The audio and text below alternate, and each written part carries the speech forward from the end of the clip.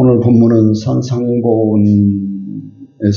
말씀하신 팔복 중에서 세 번째 온유한 자가 얻게 될 복에 대해서 보려고 합니다. 마태복음 5장 5절에 보니까요. 온유한 자는 복이 있나니 저희가 땅을 기업으로 받을 것이며 라고 하셨습니다. 온유한 자가 얻게 될 복이 뭐냐 이야기할 때 우리는 우리가 마태복음 특히 팔복은요, 기본적으로 하나님 나라라고 하는 그 관점으로 이해를 해야 돼요. 그것은 그리스도의 오심으로 도래한 하나님의 나라가 어떤 방식으로 왔느냐를 우리에게 가르쳐주고 있기 때문에 그렇습니다. 성경에 따르면 오래전부터 선지자들은 장차올 하나님의 나라를 소망했습니다. 그 나라는 장차올 메시아와 밀접한 연관이 있죠. 그것은 장차 오실 메시아가 하나님 나라를 가져오실 분이시기 때문이에요. 그런데 때가 참에 하나님께서 약속하신 메시아 예수 그리스도를 보내심으로 선지자들이 오리라고 증거했던 하나님의 나라를 나타내셨습니다. 그 나라는 어떤 성격의 나라냐? 복음서는 두 가지를 이야기합니다. 하나는 죄 사함으로 왔다. 또 하나는 복음 전파의 방식으로 왔다라고 증거를 해요. 그래서 누구든지 예수 그리스도와 십자가의 복음을 듣고 믿는 자들이 하나님 나라를 얻도록 그런 방식으로 왔다라고 증거를 해요. 그런데 오늘 본문의 말씀에 마태복음 5장 5절에 보면요. 하나님의 나라가 온유한 자에게 땅을 기업으로 얻는 곳으로 나타났다라고 증거를 해요. 온유가 뭘까요? 제가 성경을 연구하면서 온유를 찾아봤더니 그거 굉장히 어려워요. 그래서 성경에 있는 그 그대로 원어를 중심으로 살펴봤는데요. 온유에 해당되는 헬라어를 프라우스라고 합니다. 그런데 이 단어가 온유라고도 해석되지만 겸손이라는 말로도 해석이 돼요. 그래서 마태복음 5장 5절에서 헬라어 프라우스는 온유로 해석했습니다. 따라서 본문을 해석하면 어떤 것이 되냐? 온유는 복수형이에요. 한 사람을 가리킨 것이 아니고요. 여러 사람, 많은 사람들을 가리켜요. 그러나 다른 곳에서 보면 온유에 해당되는 헬라어 프라우스를 겸손으로 번역을 했어요. 대표적으로 보면 마태복음 21장 5절인데 시온의 딸에게 이르기를 네 왕이 내게 임하나니 그는 겸손하여 낙이 곧 멍에 매는 짐승의 새끼를 탔도다라고 증거를 하는데 여기서 겸손에 해당되는 헬라어가 온유에 해당되는 헬라어와 같아요.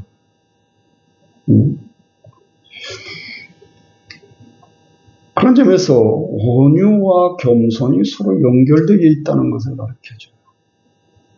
왜 같이 쓰냐, 이걸 왜 같은 용어를 이렇게도 번역하고 저렇게도 번역하냐라고 말하면 이 단어가 같은 의미를 가지고 있는 거예요. 온유와 겸손이 같이 연결되어 있다는 것을 의미해요. 예를 들면 겸손은 자신을 낮추고 다른 사람을 높이는 것이에요. 그런데 온유는 뭐냐? 문자적으로 보면 온화함, 부드러움, 그리고 순함을 뜻해요. 기본적인 성품을 가리키는 거죠.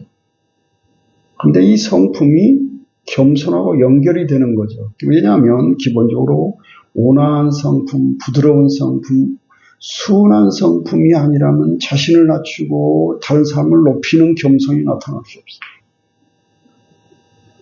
이 두 단어, 이 헬라어 한 단어가 우리말로 번역을 할 때 온유와 겸손이 같이 따라 붙는 거지. 그런 점에서 온유는 문자적으로 보면 온화함, 부드러움, 순함을 뜻합니다.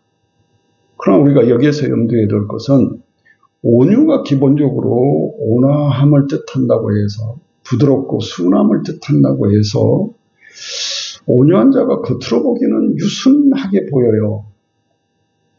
근다고 해서 끝없이 유순하냐? 그건 아니에요.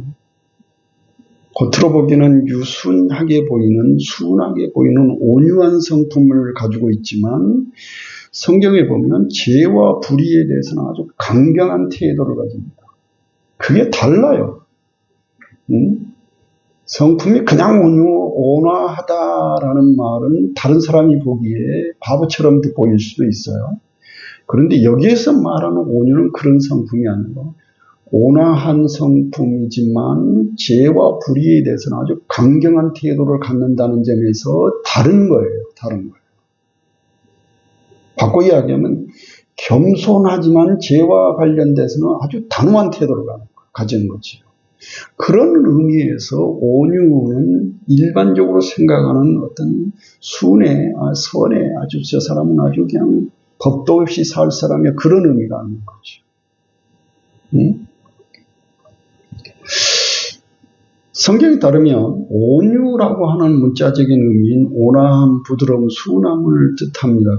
그러나 이것만 알았다고 해서 온유를 다 알았다라고 말할 수 없어요. 오히려 신약 성경에서 온유와 겸손은요, 예수 그리스도 안에서 찾습니다.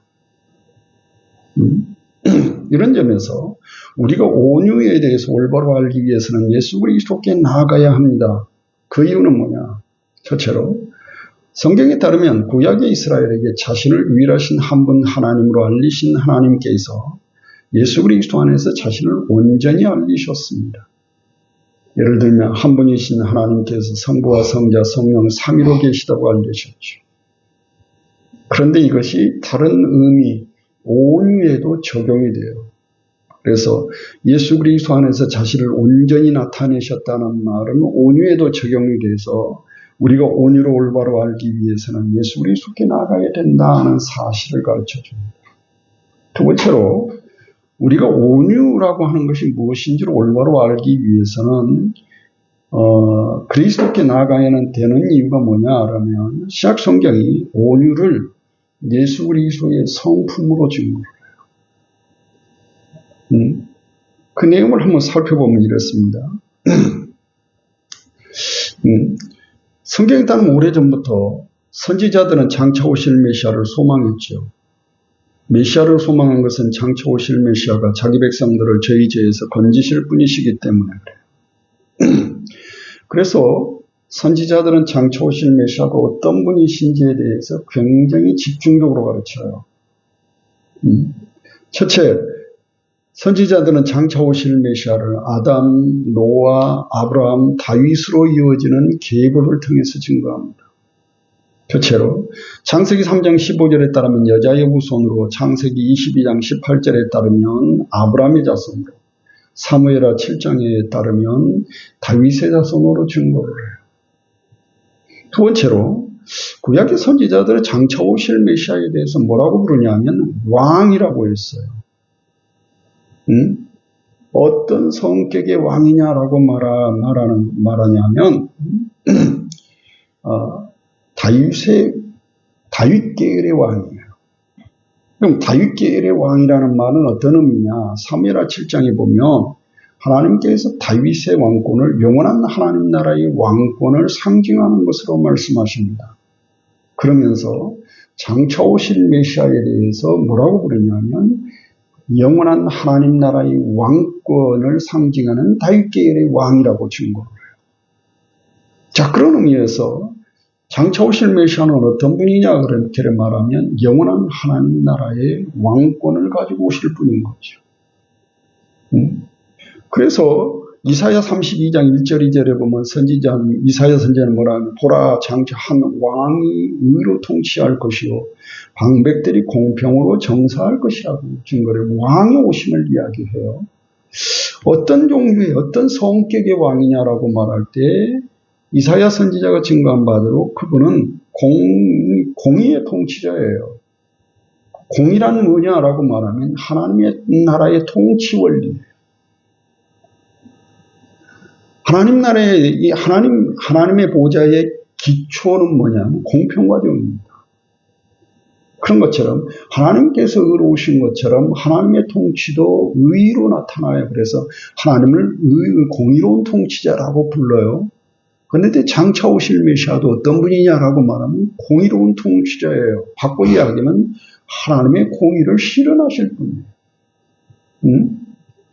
자, 이와 같은 사실 때문에 장차 오실 메시아에 대해서 공의를 실현하실 분이라고 했는데, 그러면 오시리라고 했던 이 메시아가 어떤 분인지 분명하게 나와 있지요. 그분은 다윗의 자손으로 오실 것이지만 영원한 하나님 나라의 왕권을 가지고 오실 분이에요. 그러나 선지자들에 따르면 장차 오실 메시아적 왕을 온유와 겸손으로 증거를 합니다. 이게 유대인들에게 굉장히 오늘날까지 믿지 못하는 내용 중에 하나예요. 예를 들면 성경에서 온유와 겸손이 서로 연결되어 있는 것처럼 이사야 선지자는 장차 오실 메시아를 온유와 겸손의 왕으로 증거를 해요. 첫째, 온유가 문자적으로 온화하고 부드러움, 순함을 뜻하는 것처럼 이사야 53장 2절에 보면 이사야 선지자는 장차 오실 메시아적 왕, 그런 왕에 대해서 뭐라고 이야기하냐면 주 앞에서 자라나기를 연한 순 같다고 했어요. 막 자라나는 연한 순 굉장히 부드럽죠. 그런 것처럼 장차 오실 메시아적 왕에 대해서 주 앞에서 자라나기를 연한 순 같다고 표현합니다. 그래서 신약 성경이 증거하는 온유한 모습을 그대로 고스란히 증거를 해요. 두 번째로 성경에서 온유와 겸손이 서로 연결되어 있는 것처럼 온유하신 모습으로 오실 메시아에 대해서 뭐라고 표현하냐? 겸손의 왕으로 증거를 해요. 스가랴 9장 9절에 따르면 시온에 따라 크게 기뻐할지어다. 예루살렘에 따라 즐거이 부를 지어다.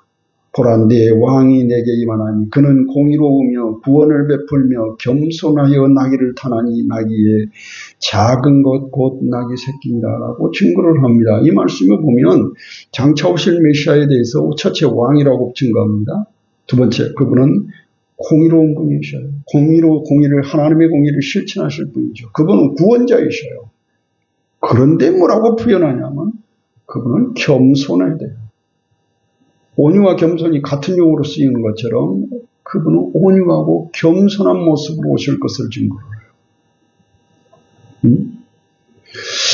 그런데 때가 차면 하나님께서 약속하신 메시아 하나님의 아들이신 예수 그리스도를 보내십니다. 마태복음에 보면 예수 그리스도께서 어떤 분이신지에 대해서 증거를 하는데 마태복음 1장 1절에는 하나님의 아들이신 예수 그리스도를 아브라함과 다윗의 자손으로 증거함으로써 예수 그리스도께서 아브라함과 다윗의 언약의 성취자로 오셨다라고 증거를 해요. 그리고 마태복음 2장에서는 아브라함과 다윗의 자손으로 오신 예수 그리스도에 대해서 오시리라고 증거했던 이스라엘의 왕, 선지자들이 오리라고 증거했던 메시아 곧 그리스도, 이스라엘의 목자라고 증거를 해요. 그런데 하나님의 아들이신 예수 그리스도께서 성경대로 뭐라고 표현하는 온유와 겸손으로 오셨대요. 그래서 뭐라고 표현하는 마태복음 11장 29절에 보면 주님께서 나는 마음이 온유하고 겸손하다라고 말씀하셔요. 그러니까 이것을 종합하면 뭐냐면 온유라고 하는 말이 기본적으로 문자적으로 보면 온화함, 부드러움, 순함을 뜻하지만 그것만 가지고 온유가 뭔지를 알아보기는 굉장히 어려워요. 가장 중요한 것은 온유가 뭐냐라고 말할 때 그리스도의 성품이라는 거예요. 왜 예수 그리스도께서 나는 마음이 온유하고 겸손하다고 했으니까 주님의 고유의 성품이 온유와 겸손이에요. 그러면 그리스도의 성품은 온유라고 하는 게 도대체 뭘까? 조금 더 나아가자면 하나님의 자비와 인자하심, 구약적인 용어를 보면 하나님의 자비와 인자와 같습니다. 예를 들면 성경에서 온유를 문자적으로 온화함, 부드러움, 순함을 의미하지요. 그런데 온유는 구약의 용어로 보면 하나님의 자비와 인자하심과 연관이 있어요. 구약의 선지자들을 증거한 하나님의 자비와 인자가 예수 그리스도의 성품에서 온유로 나타나기 때문에 그래요. 예를 들면 시편에 따르면 시편 기자는 하나님을 뭐라고 부르냐면 여호와는 자비로우시며 은혜로우시며 노하기를 더디하시며 인자하심이 풍부하시도다라고 증거를 해요. 여기서 하나님의 자비라고 하는 말들은 부드럽게 사랑하다, 불쌍히 여기다 뭐 그런 뜻을 가지고 있어요. 그런데 이 하나님이 인자하심이라고 하는 말이 뭐냐면 친절, 온화함 그런 뜻을 가지고 있어요. 그래서 이 온유라고 하는 이 말을 구약 성경에서 직접적으로 대비를 하면 어떤 용어와 같으냐면 인자와 자비와 인자와 같아요. 이로써 우리는 온유라고 하는 것, 인자와 온유가 서로 연결되어 있다는 사실을 알 수 있습니다. 그것을 요약하면 하나님의 인자와 자비는 하나님의 은혜로운 성품에서 나오는 것으로서 하나님께서 자기 백성을 불쌍히 여기시며 온화하고 부드럽게 대하시는 하나님의 사랑의 성품을 가리켜요. 그런데 구약의 선지자들이 증거했던 하나님의 자비와 인자하심이 복음서에서 온유로 나타납니다. 예를 들면 구약의 선지자들이 하나님을 자비로우시며 인자하심이 풍성하시다고 증거한 바대로 하나님의 아들이신 예수 그리스도 안에서 예수 그리스도께서 온유한 성품으로 오셔서 자기 백성들을 사랑하심으로 온 땅에 하나님의 인자와 자비를 나타내고 있는 거죠. 그러나 사도 베드로는요, 그리스도의 성품이 온유라고 하는 것에 대해서 뭐라고 부르냐면 예수 그리스도를 믿음으로 거듭난 새 사람이 가지고 있는 성품으로 이야기를 해요. 예를 들면 이때 사도 베드로가 사용하는 말은 마음에 숨은 사람이라는 의로 사용합니다. 베드로전서 3장 4절에 보면 사도 베드로는 교회 안에서 여자들에게 각종 장신구로 외모를 치장하는 것보다 오히려 마음에 숨은 사람을 온유하고 안정한 심령에 썩지 아니할 것으로 하라 하고 이야기를 합니다. 그러면서 이 말씀 속에서 사도 베드로가 언급하고 있는 마음에 숨은 사람을 언급해요. 여기서 마음에 숨은 사람을 사도 바울이 언급하고 있는 속사람을 가리켜요. 속사람은 정확하게 뭐냐? 예수 그리스도를 믿음으로 의롭다함을 얻고 거듭난 사람들을 가리킵니다. 성경에 따르면 믿는 사람은요, 겉사람과 속사람으로 나누어요. 겉사람은 육신에 속한 사람이고요. 속사람은 뭐냐면 예수 그리스도를 믿음으로 거듭난 사람을 속사람이라고 해요. 자, 그런데 이 말씀을 보면 서로 다른 특징을 가지고 있어요. 그래서 겉사람이 육에 속한 사람을 의미하듯이 겉사람은 후패하다라고 증거를 해요. 후패는 철저하게 부패하고 타락하여 멸망하는 것을 의미합니다. 그러나 속사람은 날로 새로워지고 하나님의 법을 즐거워한다라고 증거를 해요. 그래서 바울은 속사람을 위해서 기도하라고 증거하는데 에베소서 3장 16절 19절에 보면 그의 영광의 풍성을 따라 그의 성령으로 말미암아 너희 속사람을 능력으로 강건하게 하시기를 위해서 기도해라 하고 권고를 해요. 자, 이 모든 사실을 근거로 볼 때 온유라고 하는 것은 뭐냐? 사도 베드로는 예수 그리스도를 믿음으로 거듭난 속사람, 속사람이 가지고 있는 성품을 가리켜요. 그냥 그것을 다른 말로 표현하면 뭐냐? 온유라고 하는 건 그리스도의 형상을 닮아가는 인격을 가리켜요. 예를 들어 예수 그리스도께서 자기 백성들을 온화하고 부드러운 마음으로 자기 백성들을 온유하게 대하는 형태, 온유한 성품을 가지신 주님께서 자기 백성들을 온유하게 대하시는 것처럼 온유란 기본적으로 뭐냐면 기본적으로 그리스도의 성품을 닮아가는 그리스도인이 가지고 있어야 될 인격을 가리켜요. 그러면 우리가 온유한 자가 되려면 어떻게 해야 되느냐? 기본적으로 온유한 자는 하나님께서 자기 백성들에 주시는 선물입니다. 우리 스스로의 힘과 노력으로 가질 수 없다는 뜻이에요. 어떻게 해야 되느냐? 예수 그리스도께 나와야 돼요. 왜냐? 성경은 이렇게 이야기합니다. 우리 마음이 죄로 인하여 철저하게 부패하고 타락했기 때문에. 로마서 3장 10절 12절에 보면 증거합니다.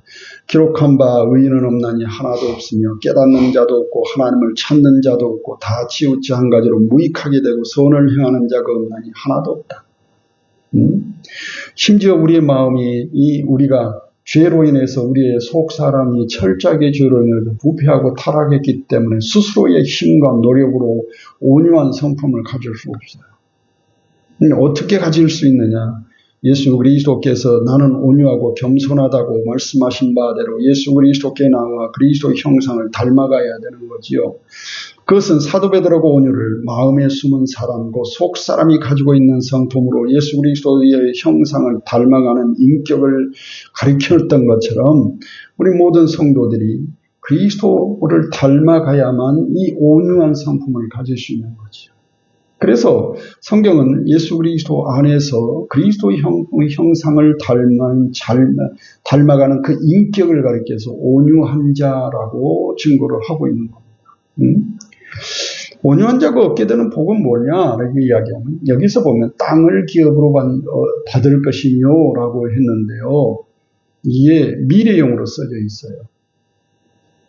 그러면 땅을 기업으로 받는 게 도대체 뭘까요? 이건 뭔 말일까요? 이건 구약적인 용어예요. 구약적인 용어를 신약에다 그대로 갖다 썼습니다. 그러면 구약 성경에서 땅을 기업으로 얻는 것은 뭐를 의미할까요? 그 땅은 하나님의 나라를 의미해요. 그래서 우리가 살펴보면 알 수 있는데요. 땅을 기업으로 얻는 것의 출발점은 에덴이에요.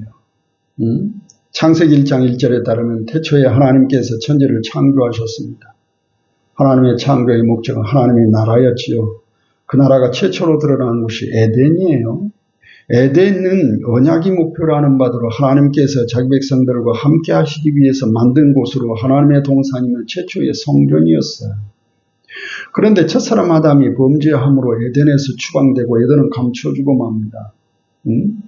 그런데 주님께서 온유한 자들에게 약속하신 땅과 기업이라고 하는 그 용어가 구약의 이스라엘에게 가나안 땅을 통해서 확연하게 드러나기 시작합니다.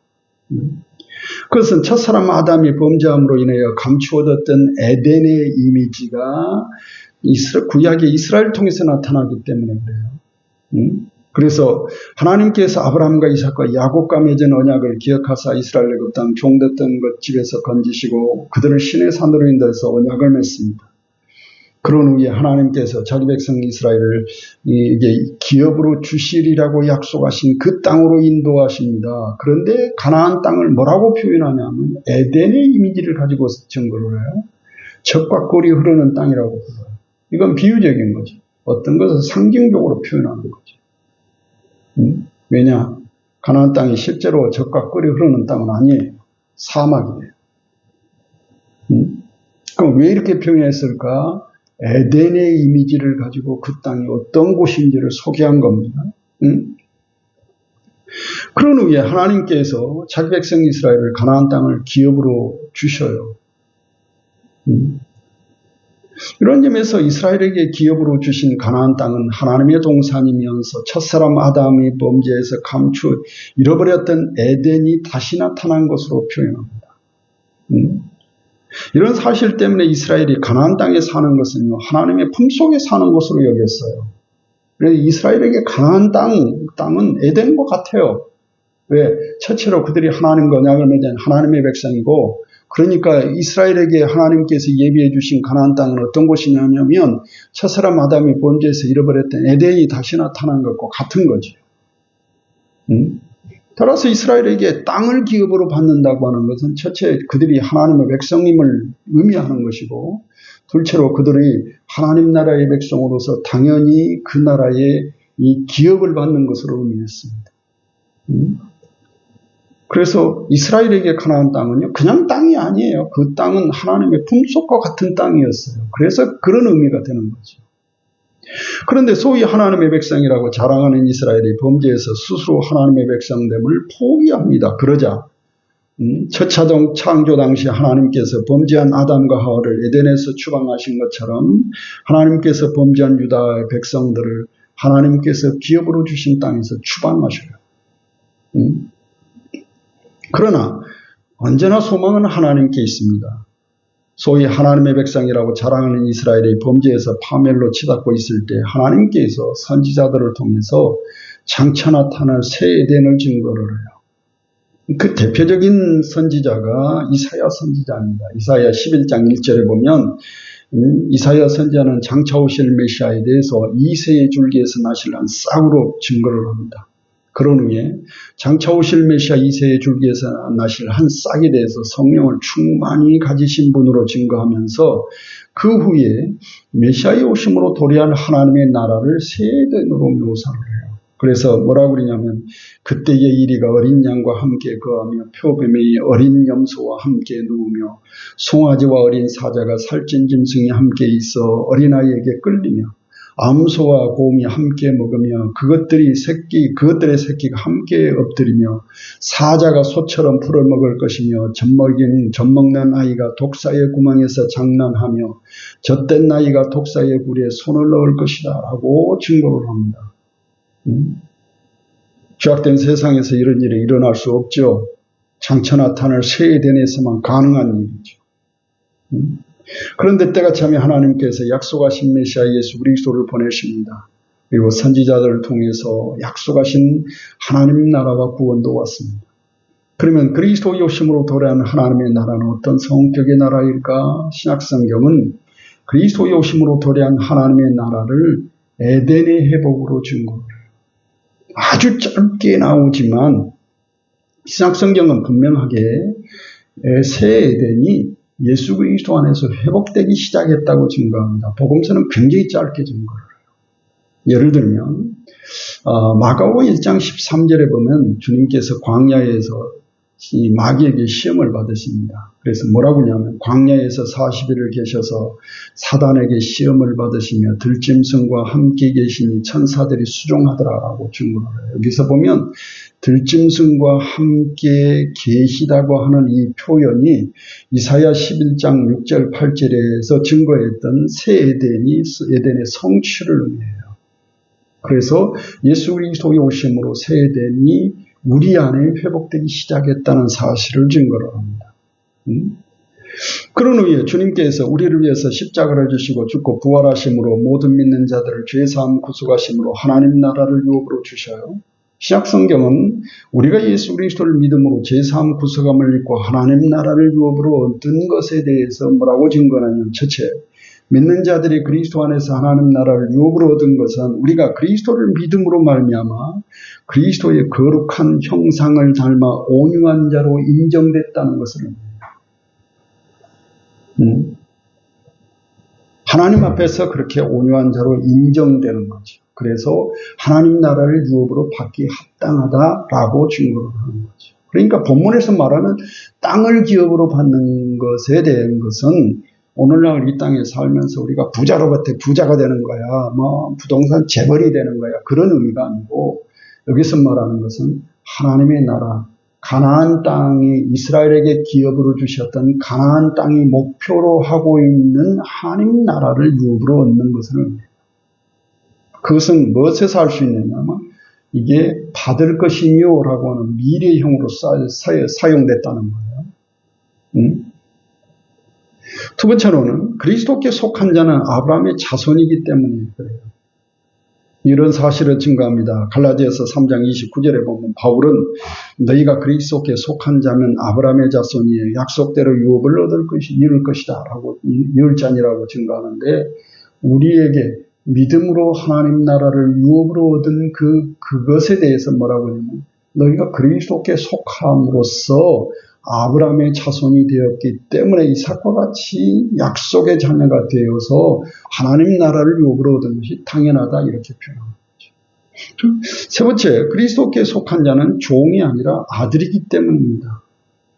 이에 대해서 갈라디아서 4장 17절에 보면 바울은 이야기해 네가 이후로는 종이 아니오 아들이니 아들이면 하나님으로 말미암아 유업을 이룰 자니라고 증거를 해요. 따라서 본문의 말씀에서 온유한 자에게 약속하신 땅과 기업이 구약적인 용어로서 가나안 땅의 목표로 하고 있는 하나님 나라를 의미하는 것처럼 본문의 말씀인 신약 성경은 우리가 예수 그리스도를 믿음으로 말미암아 죄사함 구속함을 믿고 하나님 나라를 유업으로 얻었다고 증거하는 거죠.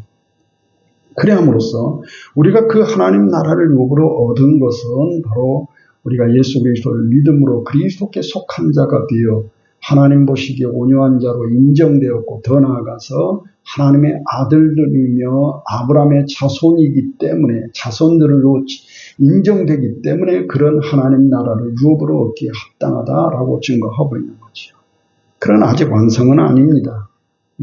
최종적인 완성은 예수 그리스도의 재림 때가 될 거예요. 그래서 본문의 말씀에서 받을 것이다 라고 미래형으로 썼습니다. 사랑하는 성도 여러분, 예수 그리스도께서는 하나님께서 보내신 하나님의 아들 그리스도이셔요. 그리스도께서 오신 목적은 우리를 죄에서 건지시고 구속하시고 구속하신 성도들에게 하나님 나라를 유업으로 주시기 위함이었어요. 본문에 따르면 하나님 나라를 유업으로 얻은 우리 성도들에 대해서 뭐라고 이야기하냐면 온유한 자라고 부릅니다. 마태복음 5장 5절에서 온유한 자는요, 한 사람을 가리키는 것이 아니라 복수행이에요. 많은 사람을 가리켜요. 그럼으로써 결국 뭘 가르치냐면 예수 그리스도께서 나는 온유하고 겸손하다고 말씀하신 것처럼 온유라고 하는 것은 우리가 가져야 될 온유는 뭐냐면 예수 그리스도를 믿음으로 거듭난 속사람이 가져야 될 성품으로서 그리스도의 형상을 본받는 인격을 가르쳐요. 이 모든 사실을 통해서 우리에게 한 가지를 이야기합니다. 우리 모든 성도들은 예수 그리스도만을 우리의 유일한 소망으로 삼고 예수 그리스도의 십자가의 복음 안에서 믿음에 굳게 서야 돼요. 왜냐? 하나님 나라를 유업으로 얻는 조건으로서 온유한 자가 되는 것은요, 그냥 되는 게 아니에요. 주님께서 나는 온유하고 겸손하다고 말씀하신 바대로 주님의 형상, 그리스도의 형상을 닮아서 우리의 속사람이 그리스도 안에서 온유와 겸손으로 새롭게 되어야 하는 거죠. 그런데 그 일이 그냥 되는 것이 아니고 예수 그리스도 십자가의 복음 안에서만 가능해요. 한 번에 되는 것이 아니고 믿음이 성장하는 과정 속에서 그렇게 바뀌어지는 거죠. 그러니까 복음을 버리면 다 버리는 거예요. 복음을 버리면 모든 걸 다 버리는 겁니다. 왜냐하면 한편으로 예수 그리스도를 믿음으로 하나님 나라가 왔고 모든 믿는 자들이 예수 그리스도 안에서 죄사함, 구속함을 얻고 하나님 나라를 유업으로 얻었지만 아직 완성은 아니거든요. 최종적인 완성은 예수 그리스도의 재림 때가 될 거예요. 그날에 이르기까지 우리는 믿음에 굳게 서야 돼요. 흔들리면 안 돼요. 요즘은 복음이 왜곡되는 시대예요. 복음이 왜곡되고 복음이 복음되게 전해지지 않고 자기 마음대로 자기 생각대로 전하는 시대예요. 그런 것처럼 믿는 것도 자기 마음이요 자기 생각대로 믿어요. 그런 시대가 되어버렸어요. 그래서 이제는 어떤 시대가 됐냐면 무엇이 옳고 무엇이 그런지를 구분하기가 쉽지 않는 시대가 되어버렸어요. 그래서 이단이 한국에 엄청나게 많아요. 더 번성하고 있어요. 뭐냐? 종류가 더 다양해졌다고 말해요. 그만큼 정신을 차려야 합니다. 그러나 기준점이 있어야지 정신을 차리죠. 우리가 정신을 차린다는 말은요, 기준점이 있어야 돼요. 우리의 기준이 뭐냐면 예수 그리스도의 십자가의 복음이어야 돼요. 그 기준에 근거해서 무엇이 옳고 무엇이 그런지를 구분해내야 됩니다. 그러려면 내가 복음을 바르게 알고 듣는 일에 힘써야 돼요. 그래서 가장 우선적인 순위는 뭐냐면 예수 그리스도께 나아가는 거죠. 그리고 그리스도가 어떤 분이신지 바로 아는 거지요. 그러나 바로 알려면 기본적으로 성경을 통해서 예수 그리스도께서 어떤 분이시라고 가르치는지 성경을 통해서 그리스도를 알아가는 거죠. 이게 왜 중요하냐라고 말하면 여러분 그래요. 우리를 위해서 십자가를 지시고 죽고 부활하신 주님께서 승천하셔서 하나님 우편에 계십니다. 우리 눈으로 볼 수 없어요. 그러면 볼 수 없는 주님을 어떻게 우리가 보는 것처럼 믿을 수 있을까요? 성경을 통해서만 가능해요. 그래서 하나님께서 우리에게 하나님이 어떤 분이시고 하나님의 보내신 메시아 예수 그리스도가 어떤 분이신지를 성경을 통해서 가르쳤어요. 그러니까 성경을 통해서 올바로 알고 믿고 그 믿음을 따라서 성경이 가르쳐준 대로 그리스도의 성품을 본받아서 그리스도께서 가르쳐 주신 그 성품을 본받아서 우리의 인격이, 우리의 속사람이 그리스도의 형상을 닮아 가도록 힘써야 되는 거죠. 그래야 하나님 앞에서 우리가 온유한 자이며 하나님의 아들들로 인정이 되어서 하나님 나라를 유업을 얻기에 충분하다라고 인정이 되는 거죠. 기도하겠습니다.